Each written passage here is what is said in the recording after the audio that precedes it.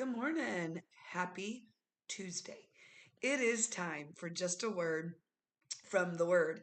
Our passage this morning comes from the book of 2 Kings, chapter 7, verse 4, and I'm reading from the King James Version.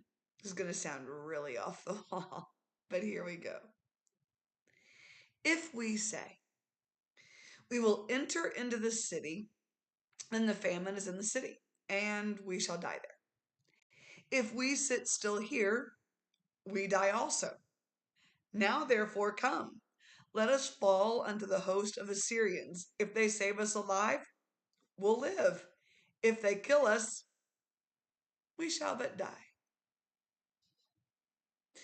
Do you hear what they were saying? You can't kill a dead man. They knew that they were going to die. Who is they? There's famine in the land. There are these 4 men that had leprosy, which in that day was a death sentence. People were eating their own children. It was a mess and a half.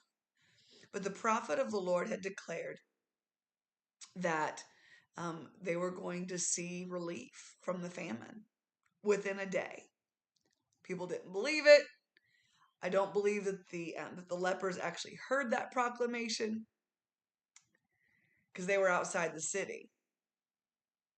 But they finally got to the point where they were so hungry and so desperate that they were going to die anyway. So if the Syrians were going to kill them, then my goodness, just let the Syrians kill them. And as you continue to read in 2 Kings 4, you find that God really had fought that battle. The Syrians were not there. The lepers saved the day. And the words of the prophet came to pass. It's a cool story.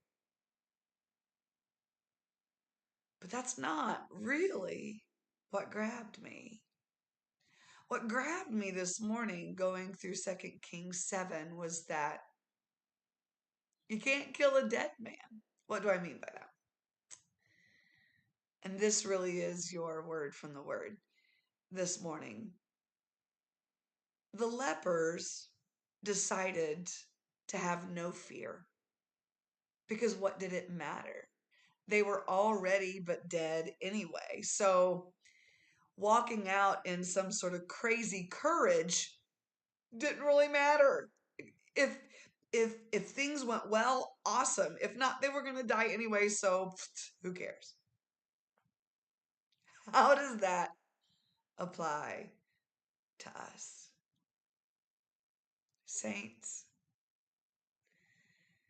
Romans 12 tells us that we are to present our bodies a living sacrifice, holy and acceptable unto God, which is our reasonable service. What does he say? We need to die. We need to die out to ourselves. Paul told us that he died daily. When we die out to ourselves, die out to our preconceived ideas, die out to what we think should happen, and we surrender that to the Lord. Enemy can't kill you. People can't hurt you. Can't kill a dead man. If you are already dead to the works of your own flesh, then can't nobody destroy you. They might try. They might say all sorts of words against you. But you can't kill a dead man. If you're dead to your own desires, then the only desire that should be beating in your heart is the will of God. And if you're already dead to yourself, then you can walk in courage to do the will of the Lord, no matter how crazy it sounds. You can't kill a dead man. Have you ever seen anybody that just absolutely walked by faith and you can't figure out how they did it? Because you think if you were in that situation, there is no way you could have walked by faith the way that that person walked by faith. Yeah, you're right. That's not what you expected, is it? You're right. You can't do it on your own. But if you die out to your own desires, if you go before the Lord on a daily basis, not just a one time thing, if the great apostle had to die out to himself on a daily basis, y'all, we need to do the same.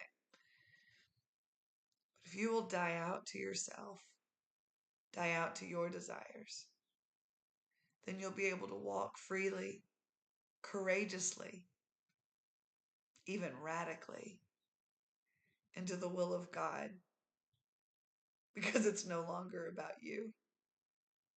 It's not about your will, your desire. So, what's this morning's word from the Word? As Sister Nona Freeman used to say, you gotta die. You gotta die out to yourself, because then the enemy can't destroy you. People, though they may try, cannot destroy you. You'll be walking free, because you're walking in the will of God and His desire, in His way. You can't kill a dead man. This has been just a word from the Word. God bless you. Have a beautiful day. As far as I know, I'm teaching the adult class on Sunday. Pray for me. I appreciate it. But let's just see what the Lord will do. God bless you. Have a beautiful day. And by the grace of God, we'll see you tomorrow morning.